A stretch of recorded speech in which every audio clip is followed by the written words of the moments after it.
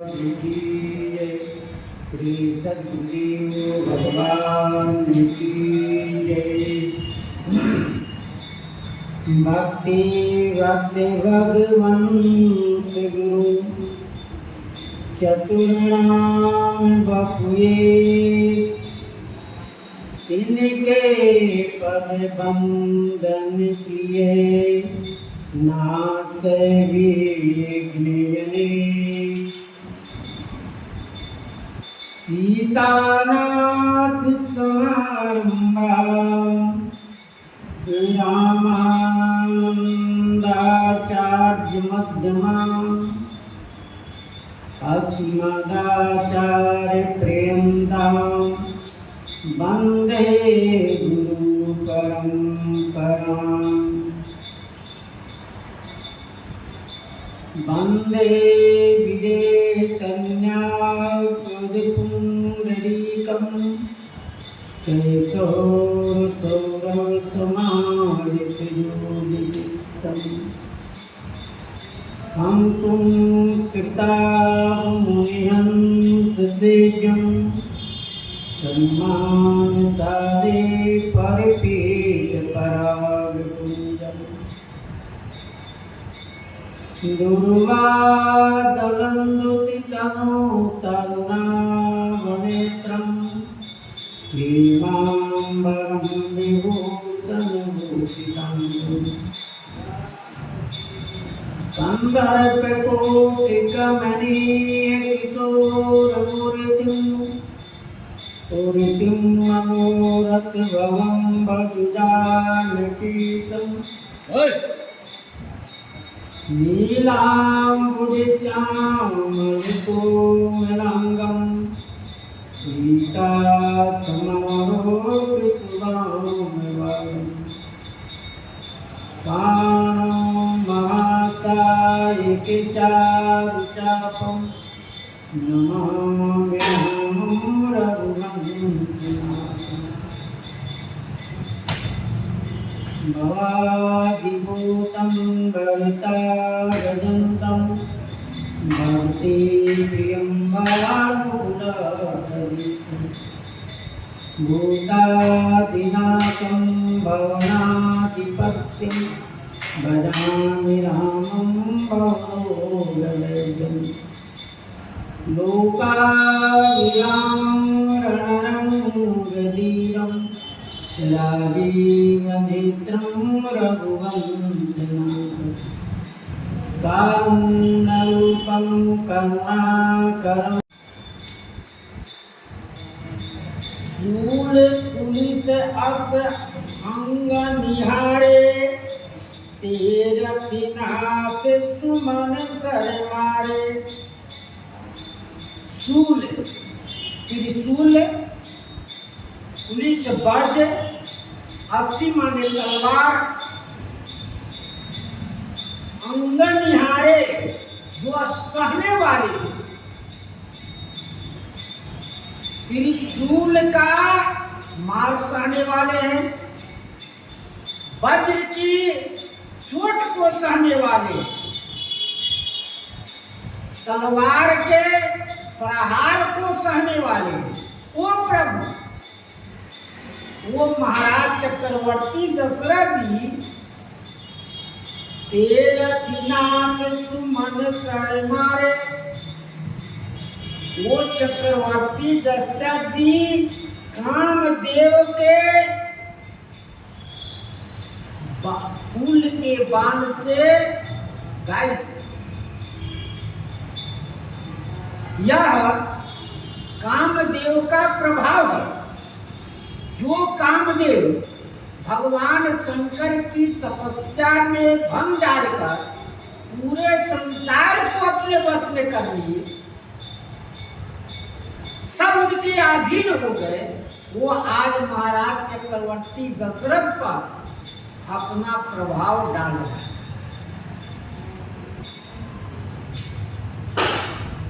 जो महाराज त्रिशूल से, वज्र से, तलवार से किसी प्रकार का कष्ट नहीं होता, किसी प्रकार के इन अस्त्रों से उनका कोई अंग छत विछत नहीं होता। वो प्रभु आज, वो महाराज चक्रवर्ती दशरथ जी आज इन कामदेव के प्रभाव से भयभीत हो।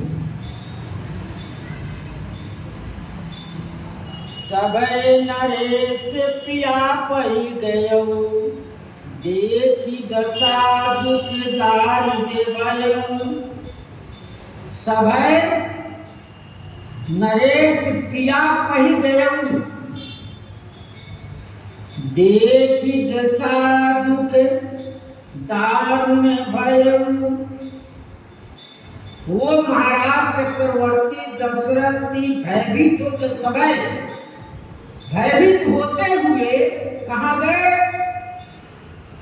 श्री कैकेयी जी के पास गए। देख दशा दुख दारुण है, उनकी स्थिति को देखकर उनको बड़ा कष्ट हुआ। भयभीत होते हुए महाराज चक्रवर्ती दशरथ जी जब गोप भवन में पहुंचे तो विचार में वो सोच रहे हैं कि आज मंगल का अवसर है, जो अमंगल सूचित करना। महारानी कैकेयी की स्थिति को लेकर जो राजसी पोशाक त्याग कर मोटे मलिन वस्त्रों को धारण कर सारे अपने आभूषणों को उतार कर इधर उधर फैला देना, और इतना ही नहीं,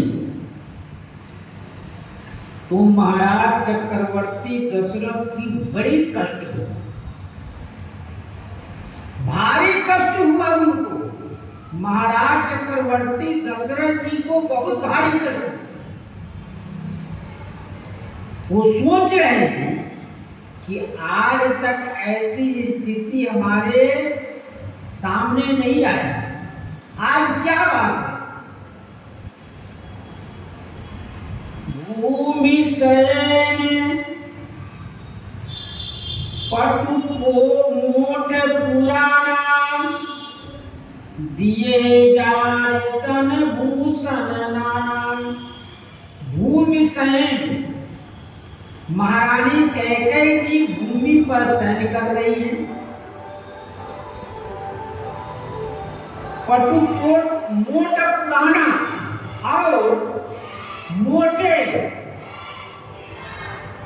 पुराने कपड़े पहनी हुई है। दिए डाल तन भूषण नाना, और जितने आभूषण धारण किए वो सभी गोप भवन में फैला दिए। उन सब वस्त्रों आभूषणों को निकाल कर फेंक दिए। कुमति कसी कुबेता खावी, नहीं देवात सूच जन खावी। कुमति कसी कुबेता खावी, अने कुमति ने कैसी कुबेस्ता सुहरा।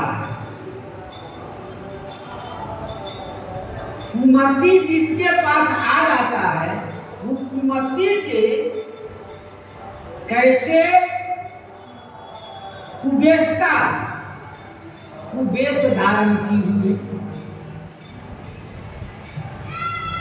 एक कुबेस्ता देखकर महाराज चक्रवर्ती दशरथ जी सहन नहीं कर रहे। उनको इस बात की बर्दाश्त नहीं हो रहा है।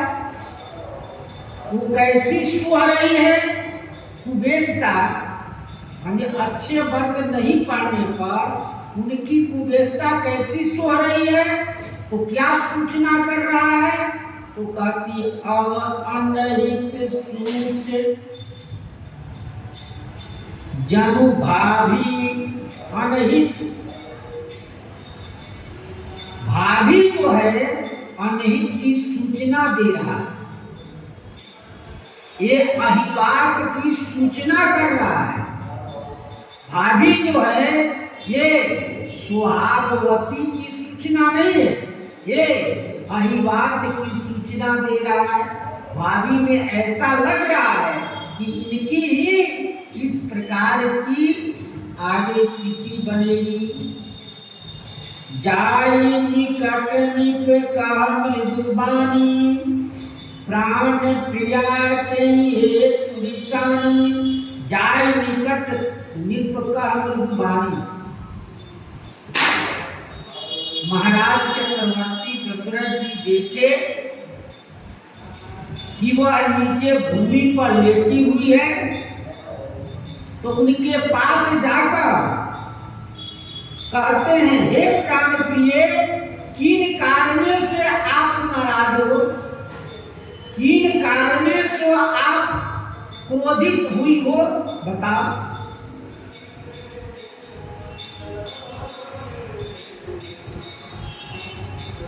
महाराज की बातों को सुनकर कई अंदर अंदर विचार रहे कि किस तरह से इनको फंसाया जाए, किस प्रकार से फंस जाए जाल में। यही हेतु रानी निशानी पर सके पानीपति निवारणी। मनहु सरोज भुवंग बामन विषम भाति निहारणी। तो गोस्वामी जी बहुत सुंदर उदाहरण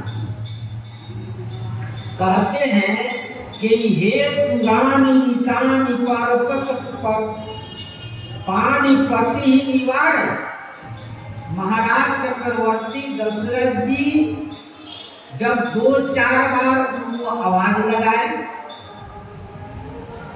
जब नहीं सुनी या सुन रही होगी तो नहीं उठी, तो अपने हाथ से उनका स्पर्श किए। जब ही स्पर्श किए कि हे प्रिया आप उठिए, तो तेमही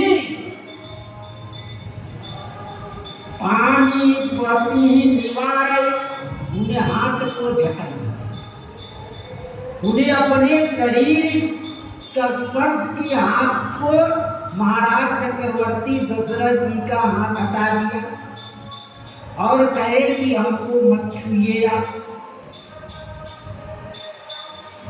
हम आपकी बातों को नहीं सुनेंगे। तो गोस्वामी जी कहे, मनहु सरोस भुवंग, मानो सर्पिणी जो है क्रोध सहित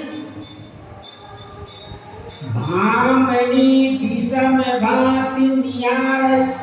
जैसे सर्पिणी जो है क्रोधित होकर वह देखता है कि कैसे मैं इनको डसूं।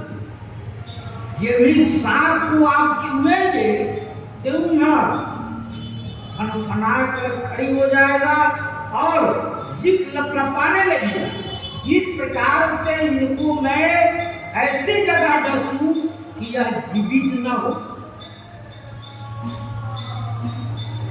दो वासना रसना दसन पर मर्म ठार दे गई। 2 वासना है। क्या वासना है? श्री भरत जी को राज और श्री राम जी का वनवास। यही तो इनकी वासनाएं, यही जो इनकी इच्छाएं हैं। और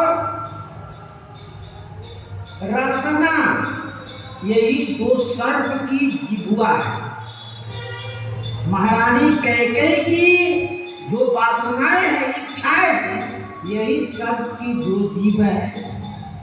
और दर्शन बार मर्म ठाहर देकर दो जो वरदान है, ये सर्प का दांत है, दो दांत, एक नीचे होता एक ऊपर होता है, लेकिन वो मर्म स्थान देखकर डसता है, ऐसी जगह डसे कि फिर वह जीवित न हो।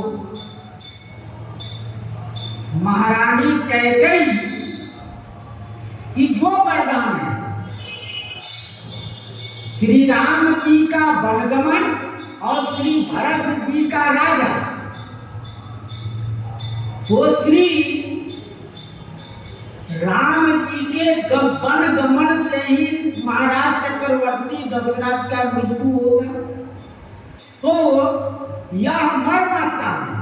सर्प की दो दांत, एक नीचे तलवा में होता है, एक ऊपर होता है।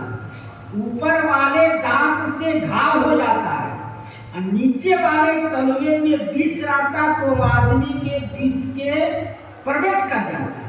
ठीक उसी प्रकार से श्री भरत जी के राज से थोड़ा कष्ट होगा, दुख होगा, लेकिन वह बाद में ठीक हो जाता है। तुलसी निरपति भव तब्यता, बस काम कौतुक ले गई। तो गोस्वामी जी कहते हैं महाराज चक्रवर्ती दशरथ जी की भवतत्ता, यानी होनिहार महाराज चक्रवर्ती दशरथ जी के जो होनिहार है, बस काम की यह खेल समझ में आता। कामदेव का यह खेल है। कामदेव ने अपनी षड्यंत्र रचकर महाराज चक्रवर्ती दशरथ जी को मृत्यु दंड देना चाहते। इस प्रकार से महारानी कैकेयी ऐसी मर्म की तलाश में है कि जिसे महाराज चक्रवर्ती दशरथ की मृत्यु हो जाए।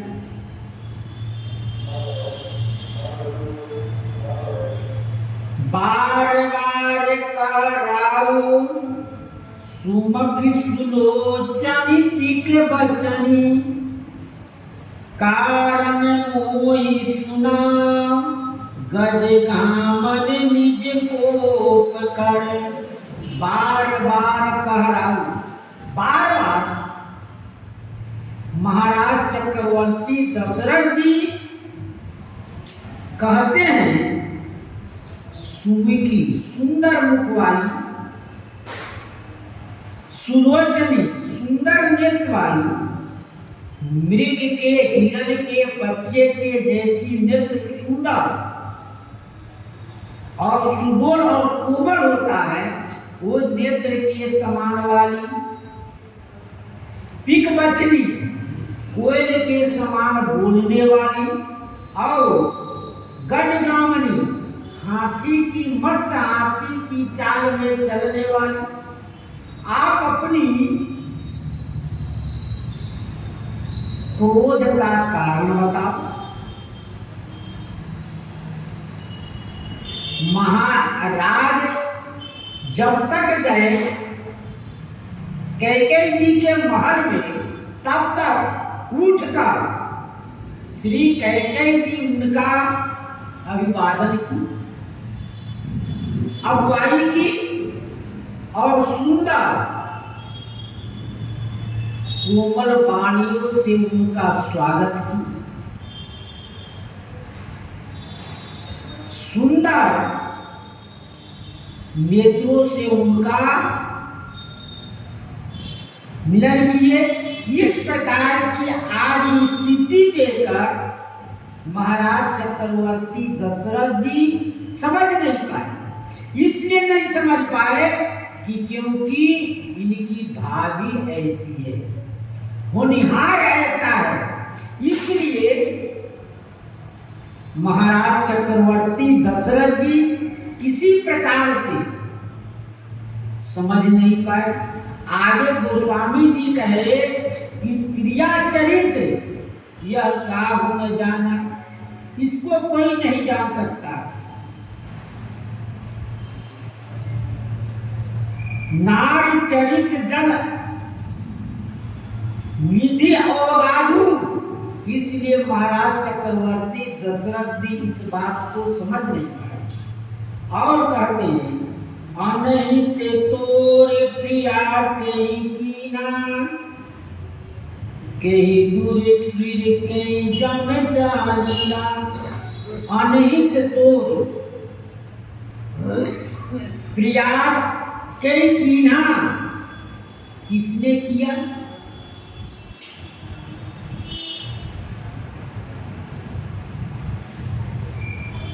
कई दुई सिर कई जम चाह कीन्हा, किसको? दो सिर है और कौन जमराज के यहाँ जाना चाहता? बताओ। महारानी कैकेयी से पूछ रहे हैं महाराज दशरथ जी कि बताइए कौन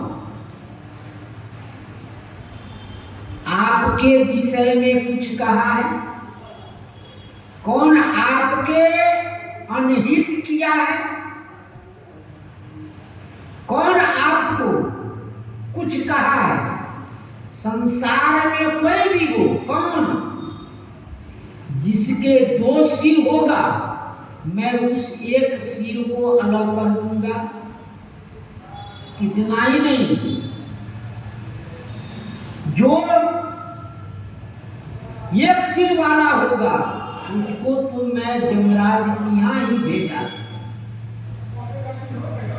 उसको मैं जमराज के यहाँ भेजा।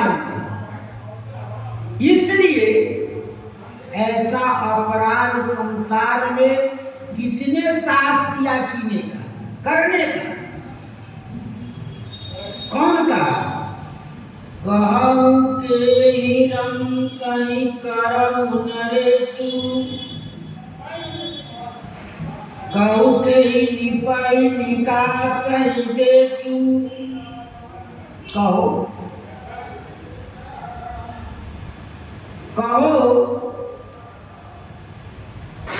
के ही कहीं करो नरेशु, मैं इसको राजा बना। किस रंग को, किस गरीब को मैं राजा बना? कहो, आप जो कहोगी मैं सब कर डालूंगा। और किस रंग को राजा बनाना है और किसको राजा से रंग बनाना है, इतना ही नहीं। कहूं के निपाई निकासे देशु, कहूं मैं किसको इस देश से निकासी करूं? इस देश से किसको निकासी करना है बताओ, मैं वो सब कर डालूंगी। किसको इस देश में, अयोध्या देश में रहना है, किसको बाहर जाना है? सकऊ तोरी अमरहु मारू, काकी के बपुरे नर नारी। सकऊ तोरी, अरे अमरहु मारू, देवता अमर है। सकऊ माने मैं क्या कर सकता हूँ? सकऊ तोरी, तुम्हारे जितने शत्रु है यदि देवता भी हो तो मैं उसको मार सकता हूँ। इतना ही नहीं, ये कीट मकोड़े नर नारी जो पुरुष वो क्या कर सकता है? कुछ नहीं। जो हमारे सामने देवता की गिनती नहीं है, जो अमर है, देवता अमर है क्योंकि हम सब उनकी मृत्यु की आवागमन देखते नहीं है, इसलिए देवता अमर है। तो उनको भी मैं हरा सकता हूं, मार सकता हूं। श्री गोस्वामी जी महाराज कवितावली में जब हनुमान जी महाराज के बारे में जब युद्ध हो रहा था तब श्री हनुमान जी महाराज ने लंका के राक्षसों का इतना सुंदर उपाय किए, गोस्वामी जी महाराज वर्णन किए, जे रजनीचर वीर विशाल काल कराल विलोकत काल न खाए। जे रजनीचर वीर विशाल कराल विलोकत काल न खाए। जे रन रोर कपित किशोर बड़े बर जोर परे पद पाए। लू में लपेटी आकाश निहार के हाथी हटे हनुमान चलाए। सुख को गाते चले न भेजाते परे ब्रह्म बात न भूतल आए। जब आया तो समाचार मिला कि यह सब अमर है देवता, ये राक्षस मरने वाला नहीं है। तो हनुमान जी महाराज ने विचार किया कि ये मरने वाले राक्षस अस्त्र शस्त्र है नहीं, तो इनको क्या किया जाए। तो हनुमान जी ने क्या किया, जे रजनीचर वीर विशाले कराल विलोकत काल नका। उनको देखने से समझ में आ गया कि इसको काल भी नहीं खा सकता है। तो का की कपी से बड़े बड़ जोर पर फग पाए। वो हनुमान जी महाराज ने उन निशाचरों को अपने दांव में पड़ गए, अपने दांव में लपेट लिए। लू में लपेटी आकाश निहारे। श्री हनुमान जी महाराज ने अपने पूंछ में उन निशाचरों को लपेट लिया। लपेट कर और काटी हाथ हटे हनुमान चलाए। देखे कि सामने किसी देवता का विमान तो नहीं, देखे कि सामने कोई देवता का विमान हो तो टकराएगा, वो फिर गड़बड़ा जाएगा देवता। तो यहां से हनुमान जी महाराज ने पूंछ में लपेट कर और इकट्ठे बांध कर भेज दिया काशी। वहां चले गए जहां से आकाश अपने तरफ खींचता है, पृथ्वी अपने तरफ खींचता है। उस बवंडर में पड़ गए जो ना आकाश में जा सकते हैं ना पृथ्वी पर आ सकते हैं। सूख गए गाते चले ना वे जाते, उनके शरीर सूख गए। मरते तो नहीं लेकिन शरीर सूख गए। उनको कुछ खाने पीने के कुछ मिल नहीं रहा है। सूख के गाते चले न भेजाते परे ब्रह्म पात न भूत न आए। न पृथ्वी पर आते और न आकाश में जाते, तो उसी जगह वह घूमते रहते, सूख गए।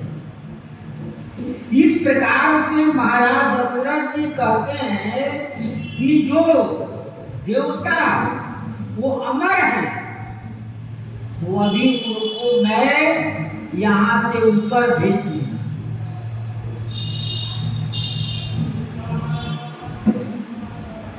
यह मनुष्य संसार में जो है ये रजनीचर, ये महान कीड़े मकोड़े की तरह है। इनका कोई उतना महत्व नहीं है। ये क्या कर सकते हैं।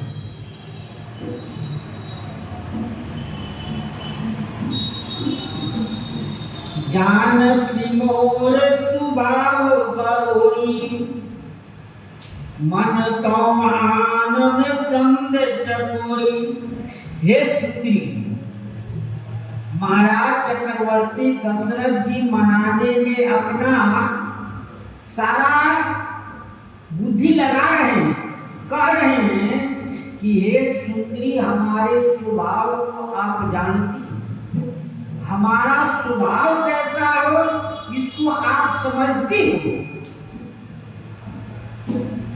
आपके मुख रूपी चंद्रमा के लिए मैं चकोर हूं। जिधर चंद्रमा जाता है उधर चकोर उसके ऊपर एक टकी लगाकर देखते रहते हैं। वो पलटता नहीं है, चकोर स्वयं पलट जाता है, घूमता नहीं है। इस प्रकार से जैसे चंद्रमा घूमता है कि उसी प्रकार चकोर उसके पीछे पीछे लगे रहते हैं। प्रिया प्राण सुत सर्वस मोरे, परिजन प्रजा सकल बस तोरे। प्रिया प्राण बस सर्वस तोरे, हे प्रिय सर्वस माने अयोध्यावासी, संपूर्ण संपत्ति, सेवक, नौकर सब आपके बस में। जो आप जैसा कहेंगे सभी वैसे करते हैं। परिवार प्रजा सकल आपके बस में, जैसा आप कहेंगे वैसा वो करेंगे। जो कछु कहूं कपट करी दोई, भामनि राम शपथ सत मोई। जो कछु कहो कपट कर तोही। महाराज चक्रवर्ती दशरथ जी कह रहे, यदि आपको मैं कुछ कहूं कपट भर, हमारा वचन कपट रूपी नहीं है, हमारा वचन सत्य ही सत्य है। और भामनि राम शपथ सत्य मोहि, हे भामनी, मैं राम जी की सौगंध खाकर सौगंध खाता। इसी बात को मंथरा कही थी। जब महाराज चक्रवर्ती जी राम जी के शपथ खा ले तब तुम वरदान मांगना, नहीं तो महाराज उलट जाएंगे। आज श्री चक्रवर्ती दशरथ जी कह रहे कि मैं राम जी की 100 शपथ करता हूं, एक नहीं, मैं 100 शपथ करके कह रही हूं।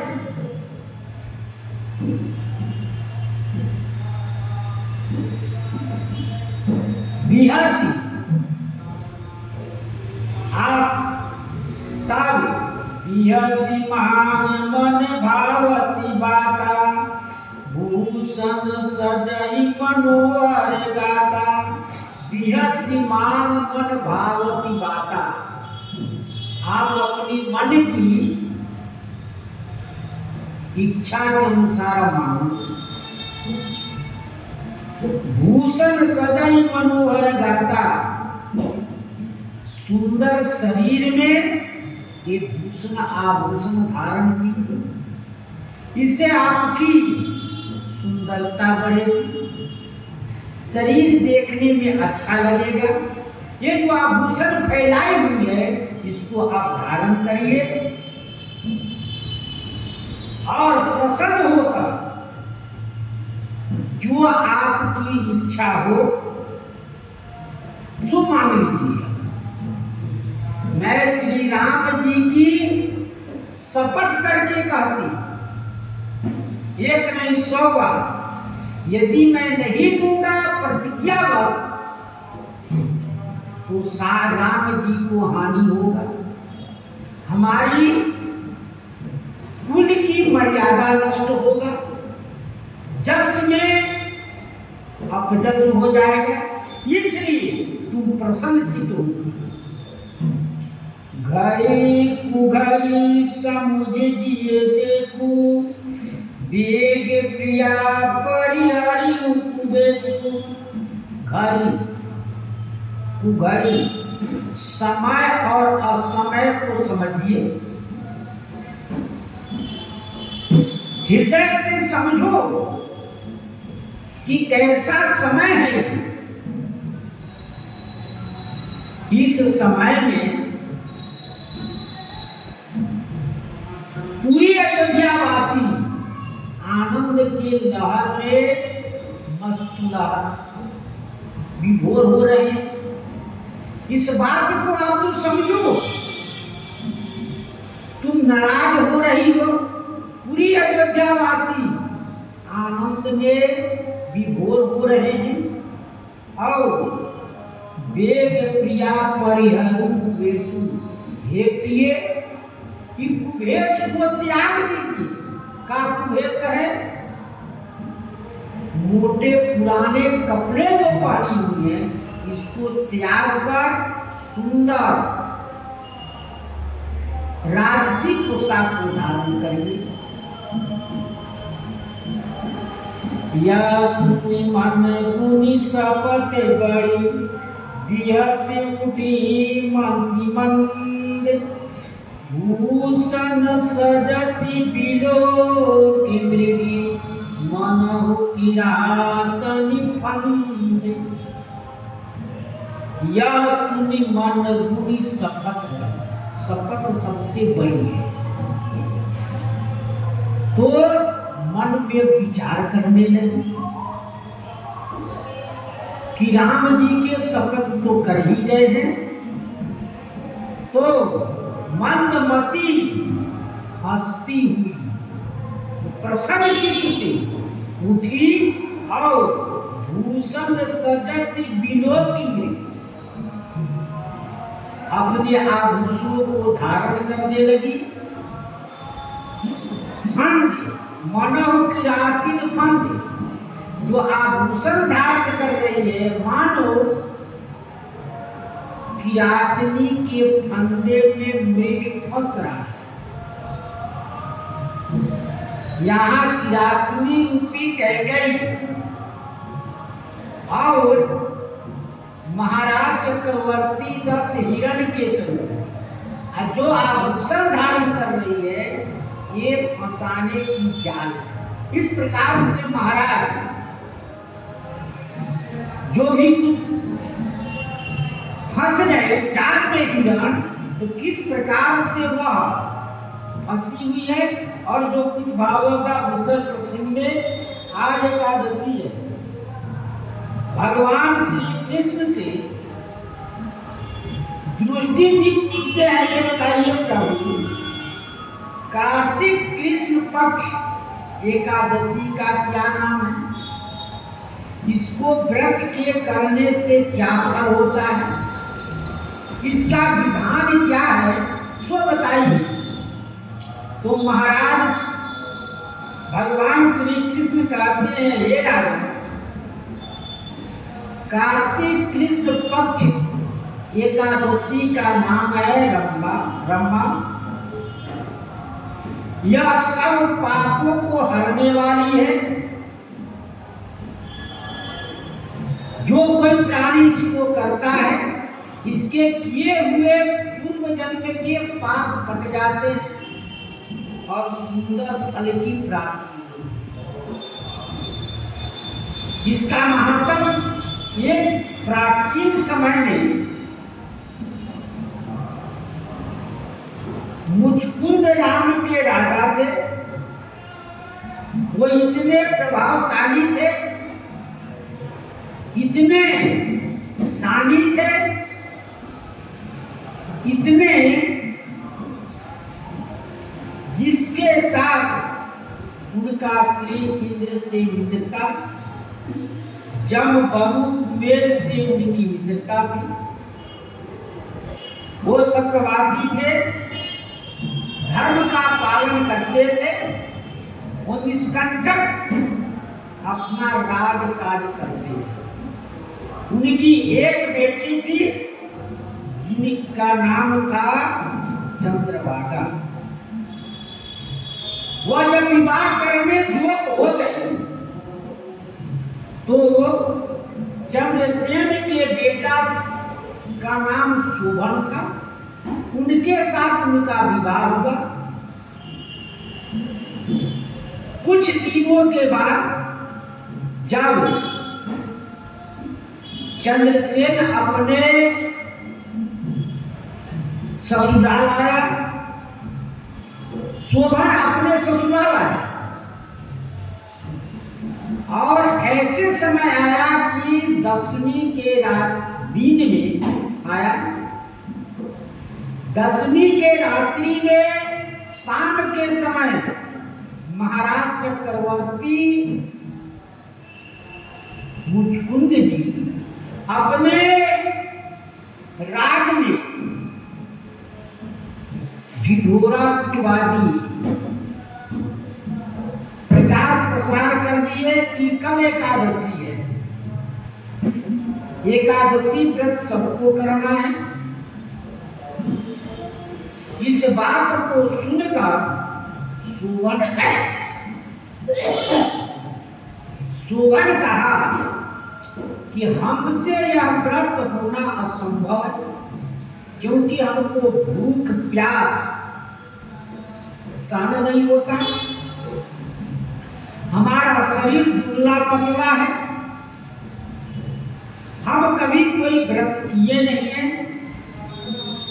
शोभन जा भी नहीं सकता है, रात्रि का समय हो गया, तो अपने भाग के ऊपर छोड़कर शोभन ठीक है जैसे भाग में होगा वैसा होगा। व्रत किया।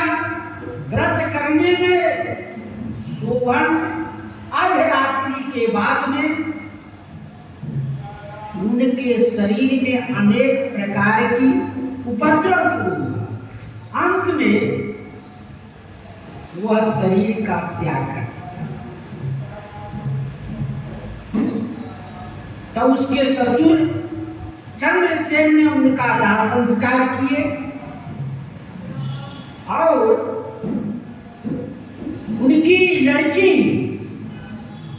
चंद्रभागा थी, वह भी सती होने जा रही थी, लेकिन पिता के कथनानुसार वह शरीर नहीं जलाया, वह रह गई। अंत में जब चंद्रभागा शोभन का शरीर पूरा जल गया, अंतिम संस्कार हो गया, तो एकादशी के प्रभाव से, रंभा एकादशी के प्रभाव से उसको मंदराचल के शिखर पर रमणीक देवपुर मिला।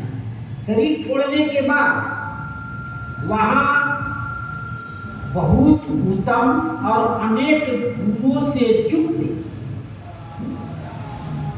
पन्ने से जड़े हुए स्वर्ण के खंभे से बने अनेक प्रकार के स्फटिक मणियों से सुशोभित भवन में निवास करने लगा।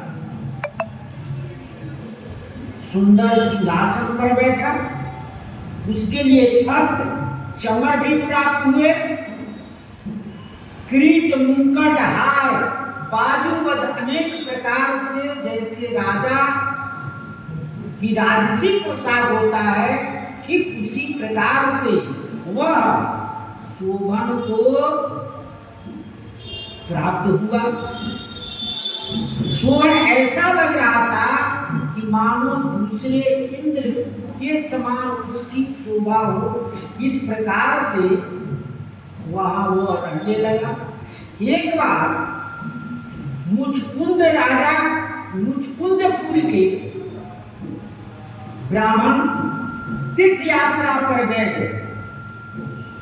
तीर्थ यात्रा पर जाने पर सोम शर्मा नाम का ब्राह्मण गए, वो उनको देखकर पहचान गया शोभन और कहा कि आप तो शरीर पूरा हो गया था, लेकिन शोभन ने कहा हम एकादशी प्रेम से नहीं किए थे, जबरदस्ती किए थे एकादशी। उसका प्रभाव है कि हमको ये रमणीक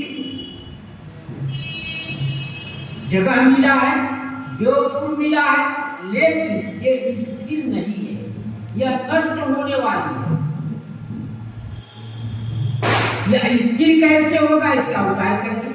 तो वह सोम शर्मा फिर लौटकर अपने यहाँ आए और यहाँ आकर अपने राजन से कहा। उसने चंद्रभागा की पुत्री चंद्रभागा से कहा। चंद्रभागा ने कहा कि ठीक है, हमको अपने पति से मिलवाइए। तो ब्राह्मण बोला कि यह वृत्तांत प्रत्यक्ष स्वप्न नहीं है, मैं जो भी कह रही हूं ये सत्य है। मैं स्वयं उसको अपने आंखों से देखा हूं और देवता के समान वह स्थिति में है, जैसे देवता लोग रहते हैं उस स्थिति में वह उनका हाथ ठाट बांधा। इस प्रकार से वह उसको अटल करने के लिए वो सोच रहे हैं, स्थिर नहीं है, वह नष्ट होने वाला है। तब चंद्रभागा कहा कि चलिए वहां।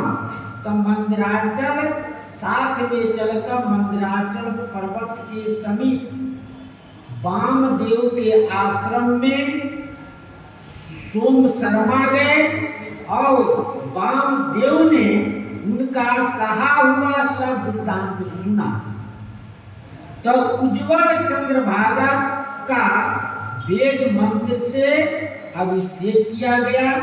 ऋषियों के मंत्र के प्रभाव से, एकादशी व्रत के प्रभाव से चंद्रभागा का दिव्य शरीर हो गया और दिव्य गति की प्राप्ति हो गई। तब वह प्रसन्नता पूर्वक प्रफुल्लित नेत्र से, प्रसन्न चित्त से वह अपने पति के समीप पहुंच गया। शोभन भी अपनी आई हुई स्त्री को देखकर बड़े प्रसन्न हुए और प्रसन्न होकर उनको अपने बाएं तरफ बैठा ली। वह चंद्रभागा उसको सुनी। मैं अपने पिता के यहाँ 8 वर्ष के थी, तब से मैं एकादशी व्रत विधि पूर्वक और श्रद्धा पूर्वक और प्रेम से करती रही। उसके पुण्य के फल से मैं इस नगर को अचल कर रही हूं। महाप्रलय तक यह पूर्ण कार्य चलेगा। महाप्रलय में सबका नाश होता है। इस प्रकार अपने पति के साथ आनंद से रहने लगी। वह दिव्य रूप होकर, सुंदर आभूषणों से सुशोभित होकर सुख भोगने लगी और दिव्य रूप होकर वहां सब विहार करने लगे। इस रामा एकादशी के व्रत के प्रभाव से मंदिराचल के शिखर पर आनंद करने लगी। एकादशी चिंतामणि कामधेनु के समान है। जो इस एकादशी को करता है, जो मनुष्य इस एकादशी व्रत को करते हैं, उसको निसंदेह सब प्रकार की फल की प्राप्ति होती है। इस एकादशी व्रत के प्रभाव से सब पापों से छुटकारा होकर विष्णु लोक को जाकर आनंद से रहते हैं। और ये श्री सीताराम महाराज की जय, एकादशी महारानी की जय। हर हर महादेव। श्री राम जय राम, जय जय राम। श्री राम जय राम, जय जय राम। श्री राम जय राम, जय जय राम। श्री राम जय राम, जय जय राम। श्री राम जय राम, जय जय राम। श्री राम जय राम, जय जय राम। श्री सीताराम महाराज की जय, हनुमान जी महाराज की जय, श्री सदगुरुदेव भगवान की जय। जय जय सीताराम।